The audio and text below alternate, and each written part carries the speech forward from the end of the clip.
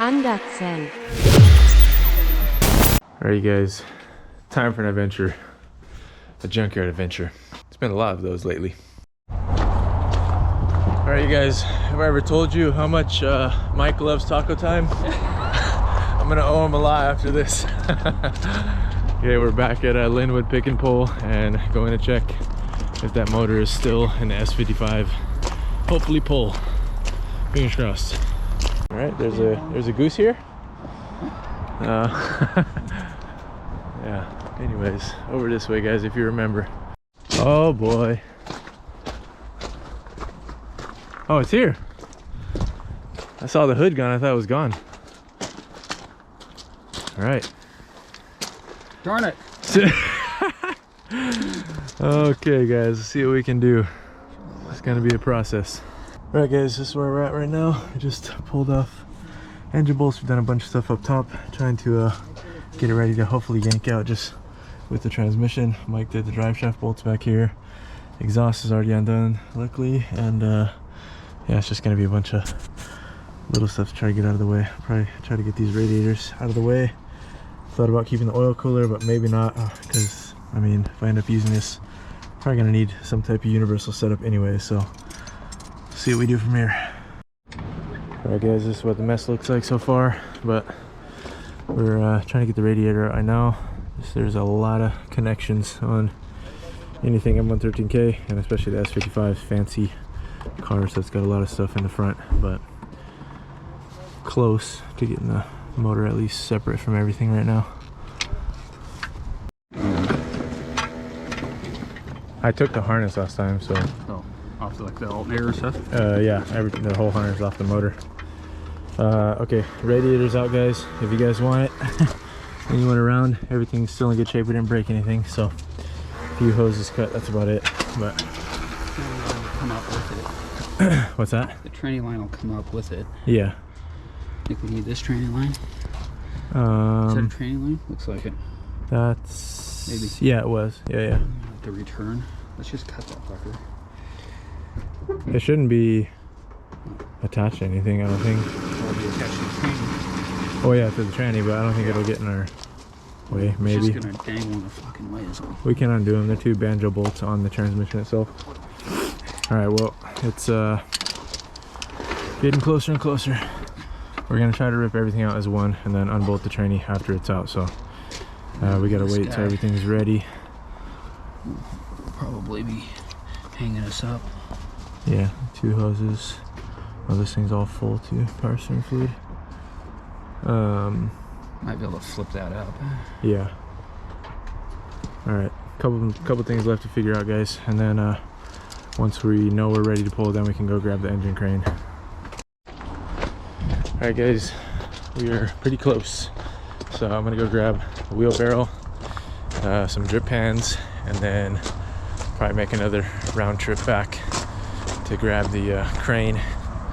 So pretty cool. I'm excited. The motor is filthy, but even in parts alone, should it be damaged for whatever reason, it's worth it. So we'll take the risk, and once I get it cleaned out, there's a bunch of stuff in the valves right now. Once I get it cleaned out, we can try to rotate it at home. Both of them? Yeah. Think? All right, guys, we're trying to figure out our maneuvering with this giant thing. I think that's gonna be our best bet. Just going over both of these. Let me go shut the doors and everything. Get the bumper off the roof. Hey, somebody got the trunk open. Did they drill it out? Oh man, this thing is hydraulic. Okay, well.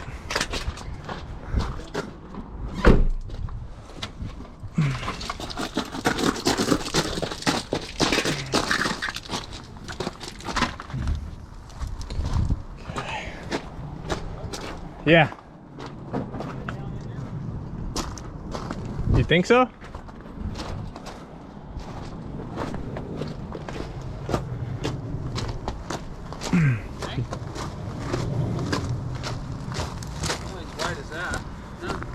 Either that or we try to go over the top. It might, I don't know. Problem. Okay, your name, it was Heidi, right? Okay, guys, fellow Ben's head we met. Coolest thing about today. Thank you so much. Just helped us, gave us a hand with this giant behemoth of a crane. So, oh man. All right, now the next part begins. All right, guys. One more thing we forgot was the chain. I'm gonna go grab it out of the truck. And I'll have to give our new friend Hadi information for the channel so he can come hang out with us. Super cool guy. He's checking out S420 over there, W140, and he's been collecting Benzes for 33 years, he said. So it's always funny, man. Synchronicities of the universe just happen to be working right next to each other. Oh my god, that thing's beautiful, guys. Turquoise, looks like maybe 55. Chevy pickup. Sheesh, that thing is good looking. All right, a little bit of help. Didn't even notice the 210 right there. And that silver 202 that was here last weekend is already gone. That was a good deal. Car was clean. Guys, my new friend. Thank you. Awesome meeting you, man. Thank you so much for your help. Thank you. You're welcome. The channel is called Andersen. If you want to find us, I will. I would love if you could come hang out. Thank you. Yeah. Thank you. Hope to see you again. Take it easy. All right, guys. Awesome day. And 163 hanging out right where we said bye. I swear to God, guys, it's the universe. It's aligned with the Ben Star people. All right, you guys, we literally got one last thing hanging us up, but it's kind of a doozy. In the back, the steering shaft is basically in the way of the exhaust bellow off of the manifold on the driver's side. Passenger side has been cut right there, so it's not in the way, but on these they have a big like bell mouth on them, and it's basically right in the way of the linkage. So that's what we're getting caught up on. So our choice now is, I don't know, figure out how to disconnect the steering linkage or undo the bolts for the manifold. What do you think? Yeah, give me the whatever size you think that might be. Alright, you guys, Mike is saving the day right now. We're able to get the flange bolts out for that big bell mouth.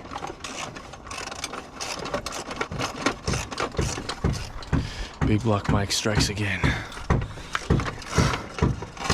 Alright. That simplifies things much more than trying to undo the steering column. So, okay, fingers crossed. That might have been the last thing.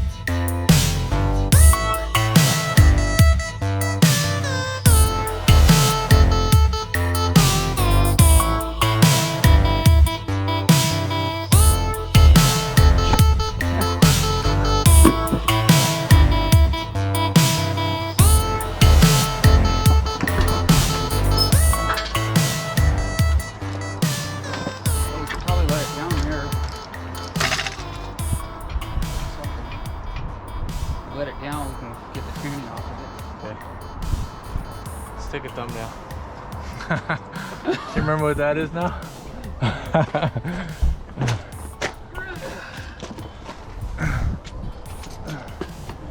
Take one of you.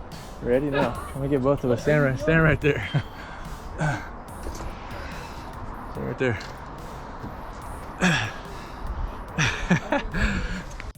Alright guys, it's out. I'm gonna lower it down, get the transmission off, and then figure out how to get it onto the cart. Alright guys, I was back and forth about taking the transmission, but I don't think I'm going to, even though it is cheap. It's 125 bucks, so if anybody wants it, it's here. Don't know if it's good, but chances are it probably is.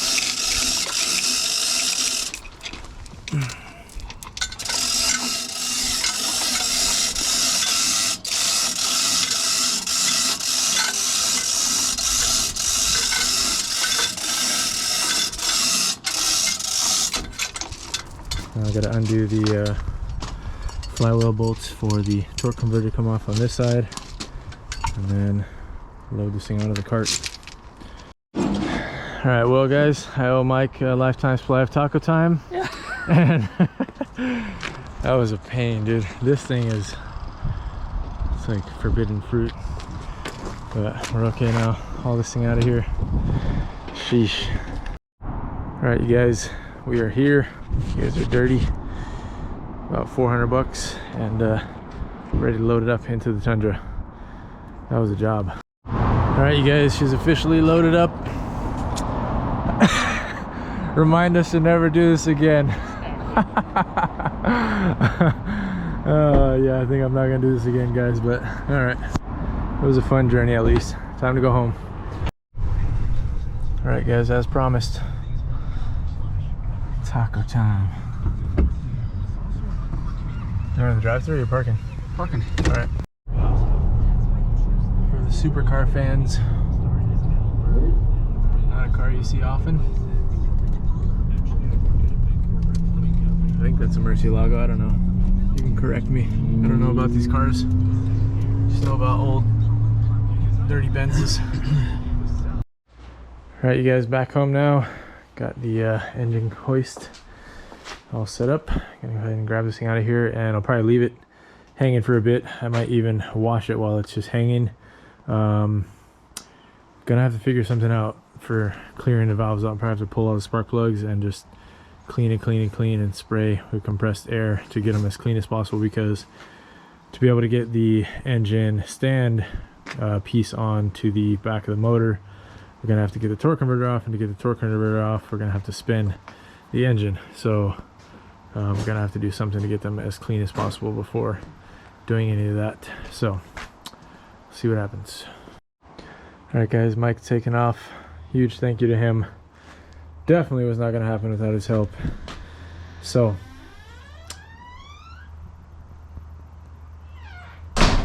garage door shut on us.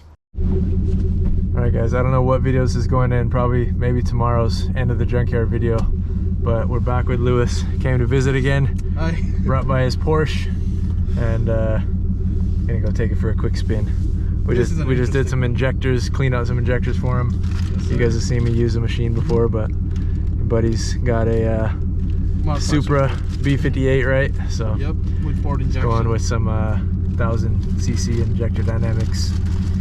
Anyways, take it for a quick cruise, take you guys along before we close out our junkyard video. All right, you guys, we're back. I didn't install it. Check this out. Pop-up lights, sick. Yes, thanks, Lewis. That's awesome, dude. There we go. There it is, guys. What's the like, how big is it? What's the, yeah, it's a 4.5.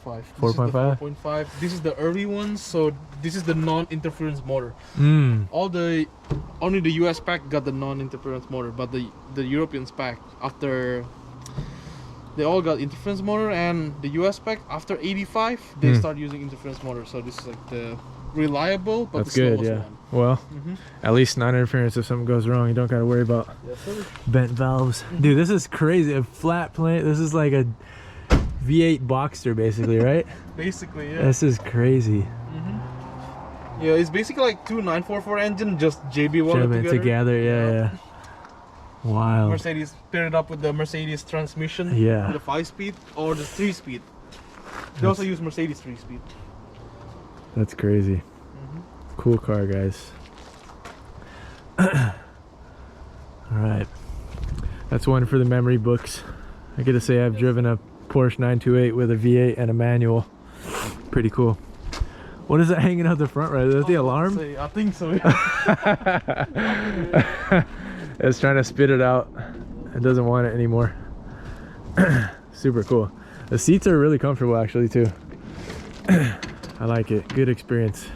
All right, you guys, well, it's a few days later and I just went on that drive. You guys saw random Porsche content in the middle of this pick and pull video, but yeah, we got this thing loaded off of the truck onto our engine hoist over here. I'm actually going to pick up another engine stand from Harbor Freight that is kind of this style base, and you know, same overall concept as that one, just holds a little bit more weight. I know that this other stand style can hold this no problem, but yeah, I just figured the other one would be a little nicer to have, and it's kind of cool because you can fold it up a little easier. So the plans with this, guys, you're probably wondering, why did I even get this? What's the point? Really, this is going to be a chance for me to learn and tear this thing down without needing to do it by any like time frame. So there's a possibility, well, the things I know I'm going to try to do: the timing cover, the oil pans, the oil pump, O-ring, all that typical stuff. But there's a chance that maybe I also want to pull the heads off of this thing, and obviously just strip it down as much as I can. And my whole journey of this is just, I want to learn a little bit more about doing so and get a little more comfortable. And it's kind of a good opportunity, kind of perfect recipe to do it, to be honest, for the cost that I got it for. And it'll be nice because once I have it fresh, then we got a lot of M113 cars around here. So if I want to put it into anything, it'll pretty much be ready when I'm ready to do so. So there's no official game plan for it. I'm not like keeping it a secret or anything like that. It's just, I just felt like it was worth picking up and didn't want to see it, you know, just go to waste. And I especially felt bad because I left it with the hood open and filled up the valves with a bunch of crap. So before I even am able to rotate, that's why the torque converter is still on it.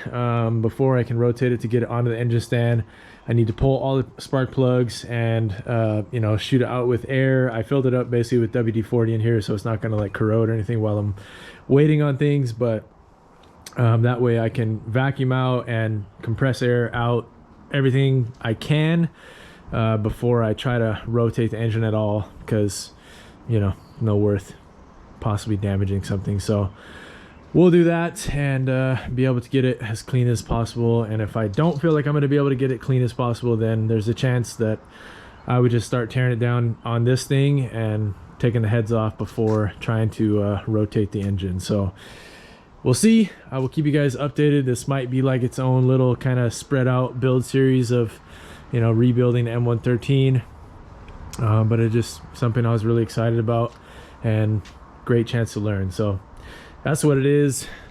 Huge thank you to Mike for being the one to join me on that journey. That was not an easy task. I mean, getting the motor all ready to pull, that was fairly easy, but the tools that you got to use to do it at the pick and pull at that one in particular was rough.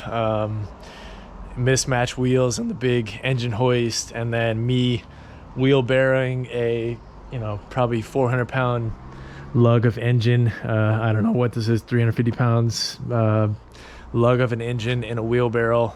My forearms are still burning, but you know, it was worth it. So really cool adventure and fun memory for the memory bank. So that's it. I will catch you guys on the next episode Friday. We have this thing, fingers crossed, pretty much sorted. So I'm going to try to get this thing back on the road, do some testing with it, finally get to use our data logging, and then prepare for some nice mods that we have over here. So yeah, catch you guys then. Hope you enjoyed, hope you had fun with us at the pick and pull, and got to see what it was like pulling an engine from a junkyard. It was my first time. Maybe you guys haven't done it. Maybe shows you what it takes, and maybe shows you maybe you don't want to do it, but maybe it shows you do. So yeah, see you guys on the next one. Thanks so much for watching. Peace.